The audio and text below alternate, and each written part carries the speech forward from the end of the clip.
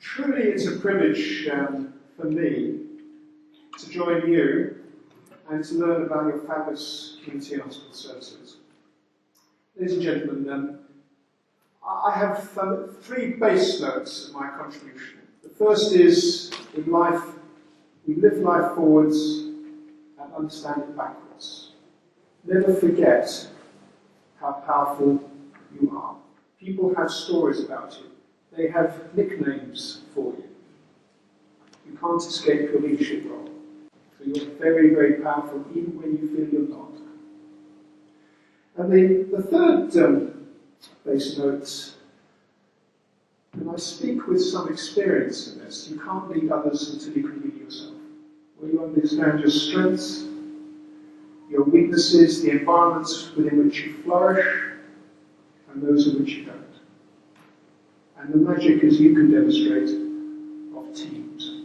Multidisciplinary, multi-level, multi-passionate teams. So that's my favourite definition of leadership development is learning to be ourselves more skillfully. That's in my opening remarks. To understand the environments within which we flourish and those in which we don't. Now, I originally wanted to be a pilot. And you know, we live life forwards, we understand it backwards. I'm so grateful I didn't. If I had become a pilot, I wouldn't have had the privilege of working with some fantastic colleagues in the NHS. But when we're located in a troubled time, often it's helpful to take ourselves out of that particular moment and put ourselves into the desired future, to create the future that we want to become. Committing it to paper and thinking quite deeply about why is it you've become who you are is very powerful. And never forget you're having a seminal effect on many others in writing their own lifeline. And in life there are many gifts.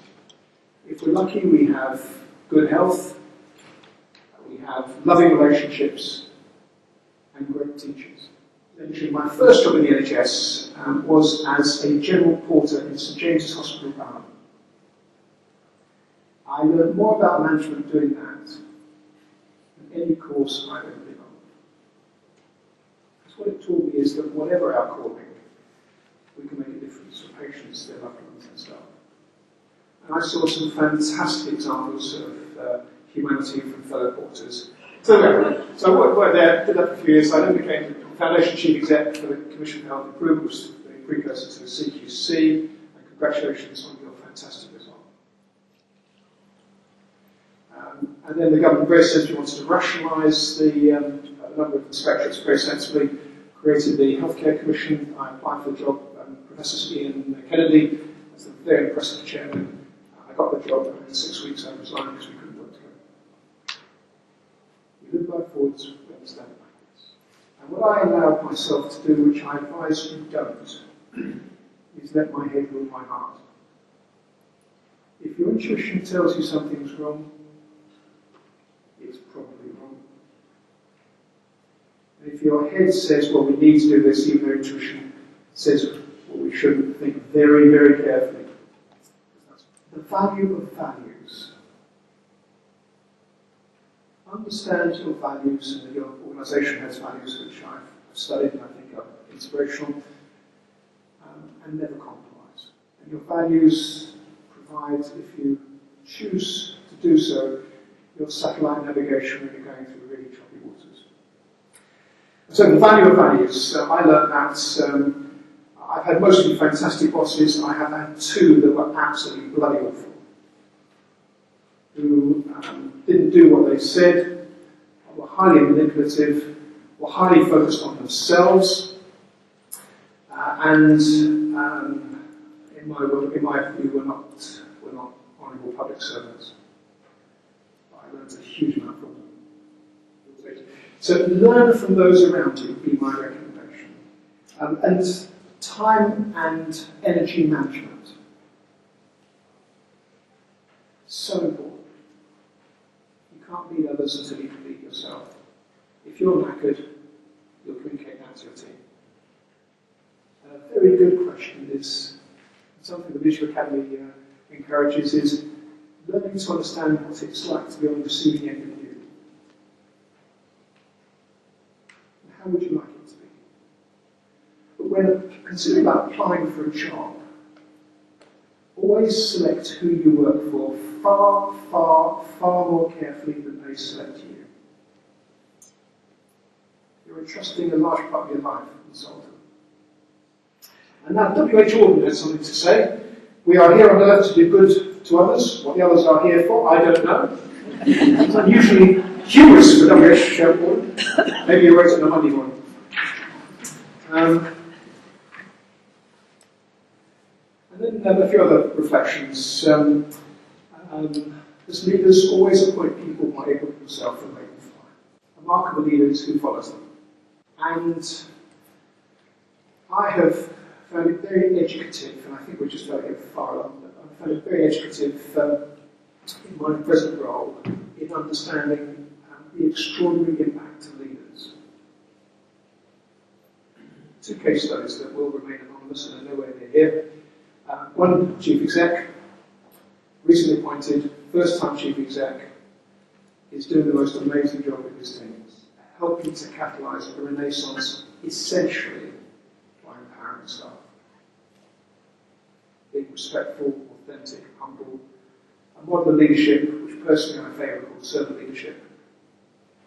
In contrast to someone else who's in their third chief exec job, who has switched the organisation. The individuals appointed are Me Too's. The prognosis is not right. I've observed on occasions made the mistake of pursuing short-term answers to long-term questions. Do not do this unless it's absolutely imperative. Always go for long-term answers to long-term questions. The performance measure was how many wards were deep cleaned. And we've unintentionally had a natural experiment.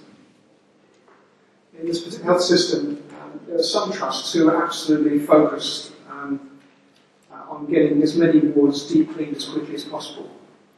And there are others, we were amongst them, where we thought, well, actually we'll do the job properly.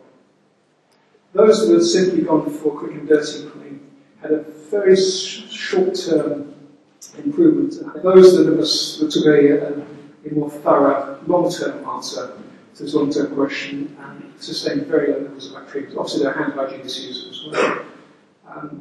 But it was a very good example of being careful of what you measure.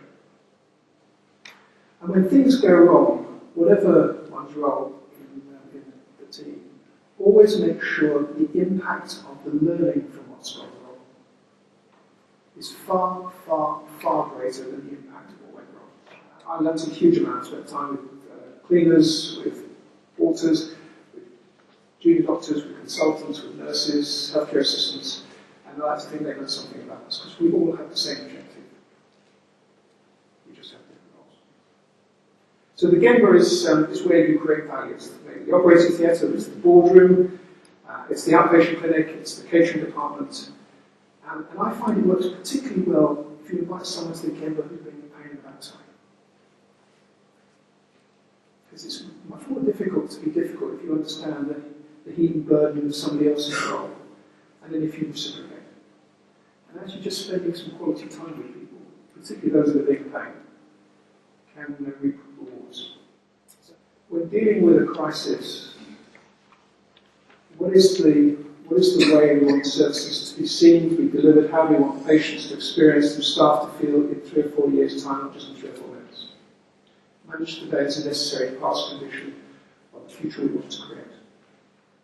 It switches our mode from simply being reactive to working out, well, how do we want these services to be experienced in 3 or 4 years' time?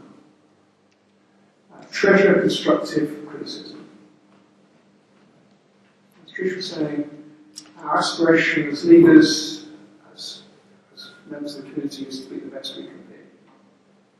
And each of us has untapped potential we've yet to discover. And part of it is to listen to constructive criticism. At the beginning of the year, I imagine many of you are preoccupied with objectives and personal development plans.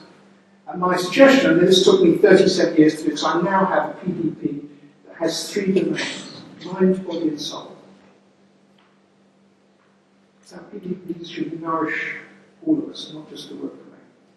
And yet, so often we suppress that. It's a luxury.